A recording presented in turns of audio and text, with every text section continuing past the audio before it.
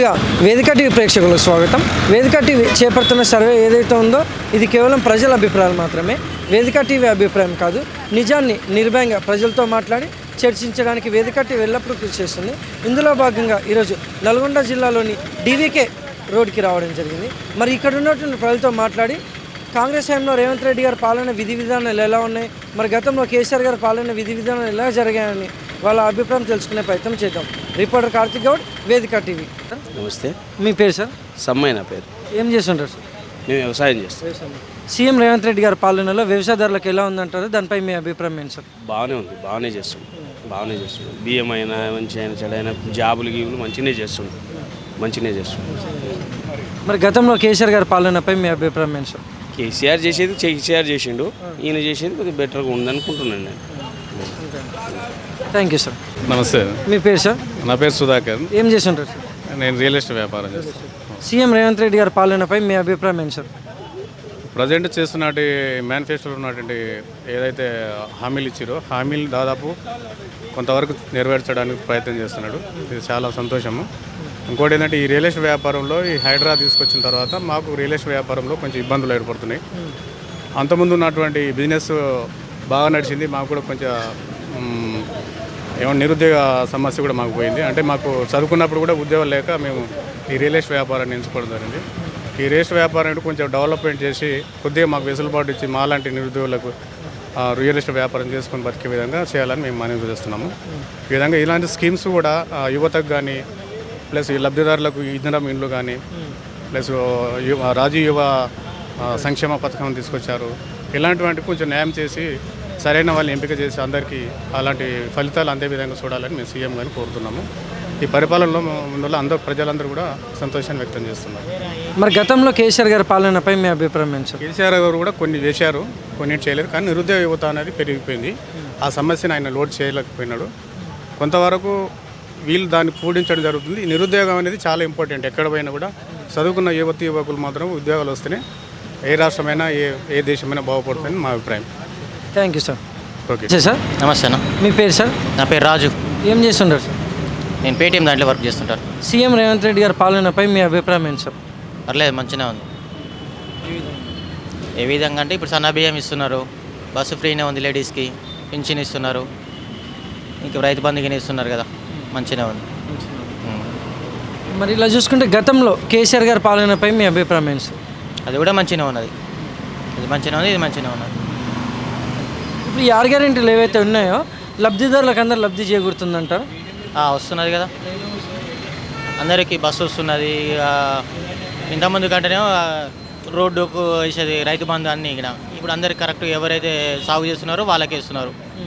గుట్టలకు దీనికి వేసారు ఇంతకుముందుకు. ఇప్పుడైతే కరెక్ట్గానే ఇస్తున్నారు కదా, కొంచెం లేట్ అయినా కూడా ఇస్తున్నారు. టైంలో పడుతుంది. Thank you sir. ఓకే. నమస్తేనండి. మీ పేరు సార్? నా పేరు యాదయ్య. ఏం చేస్తుంటారు సార్? నేను బిజినెస్ చేస్తానండి. సీఎం రేవంత్ రెడ్డి గారి పాలనపై మీ అభిప్రాయం ఏంటి సార్? సీఎం రేవంత్ రెడ్డి పాలనపై అభిప్రాయం చాలా ఉన్నాయండి. చెప్పుకుంటూ పోతే కొన్ని రోజులు కూడా పడుతుంది.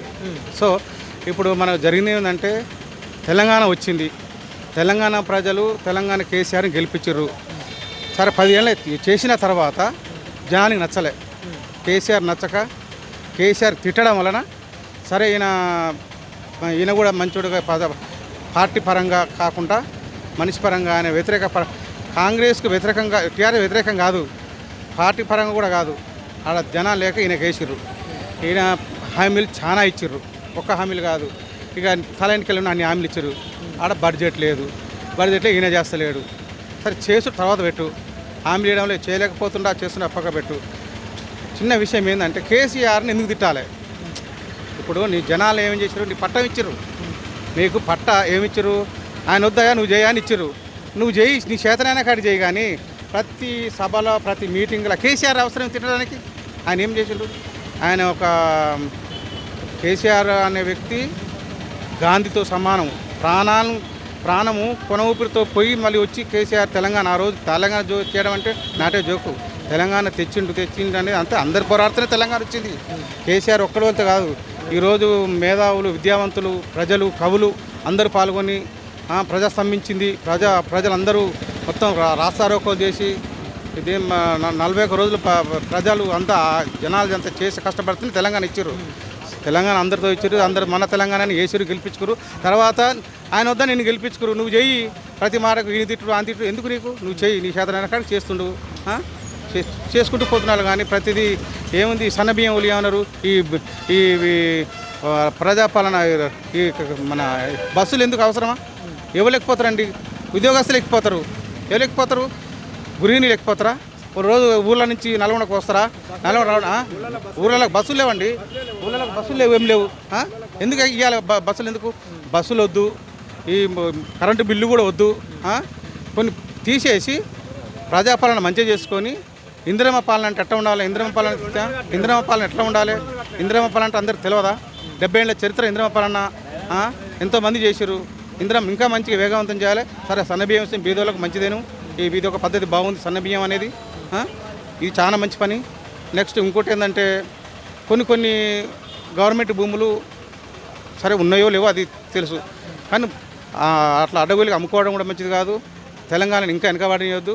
ముందు ఉండి ఇంకా మీరు పైకి రావాలంటే, మీ పార్టీ డెవలప్ కావాలంటే మీరు ఇచ్చిన హామీలు కొన్ని చేయండి. అన్నీ 420 ఇస్తే 400 ఓడి చేయడు. ఇంట్లో నలుగురు ఉంటే నలుగురికి ఎవడు సరిగ్గా సమానం దుల్లేడు. ఒకరికి 2 చాక్లెట్ ఇస్తాడు, ఒక చాక్లెట్ ఇస్తాడు, అందరు సమానం కాబట్టి చూసి చేసుకుని ఉండడం మంచిది. కానీ ఇంకోటి ప్రతిది ఏదైనా కానీ ప్రతిపక్షం కానీ అడ్డగోలుగా తిట్టొద్దు అని నా ఆలోచన, అంతే, ఏం లేదు. గతంలో కేసీఆర్ గారి పాలనపై మీ అభిప్రాయం ఏంటి సార్? గతంలో కేసీఆర్ పాలన సూపర్.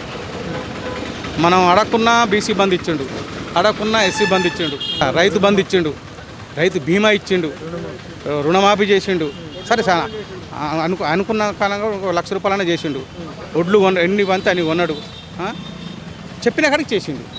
ఆయన టైం ప్రకారము ఆ సంవత్సరానికి 2 సార్లు టకామని పడేది. ఈరోజు టకాలేదు, టిక ఏది లేదు. ఏమైనా పేరుకు సరే వేసినాం, అయిపోయింది. ఈ 5 ఏళ్ళు ఆయన సచ్చినట్టు ఉండాల్సిందే. నెక్స్ట్ ఏదేమైనా కేసీఆర్ సీఎం డన్. కేసీఆర్ గారు వేసిన ఈ రైతు బంధు రుణమాఫీ కూడా అందరికి అందలే, కొంతమందికి అందే అని ఒక మాట ఉంది కదా. సరే మాకంటే భూమి లేదండి, అందిందో అందలేదు. కానీ కేసీఆర్ గారు మాత్రం ఇంతకుముందు నాకు ఎకరం ఉండేది, అది అమ్ముకున్నా. మరి ఇప్పుడు కొంతమంది రాలేదంటారు. ఏడు నుంచి వస్తాయండి, ఏం తెచ్చిస్తారు? ఆయన తెచ్చలేదు, ఏదో ప్రజలు మోసం చేసిండు, ప్రజాపాలన నడిపించిండు, అంతే. Thank you sir. చెప్పండి. మీ పేరు సార్? భిక్షమే సార్, దండంపల్లి భిక్ష. ఏం చేస్తుంటారు సార్? నేను కూలియారే. సీఎం రేవంత్ రెడ్డి గారి పాలనపై మీ అభిప్రాయం ఏంటి సార్? ఇక పోయిన పాలనే మంచి జరుగుతుంది సార్, పోయిన పాలనే మంచిగా ఉంది.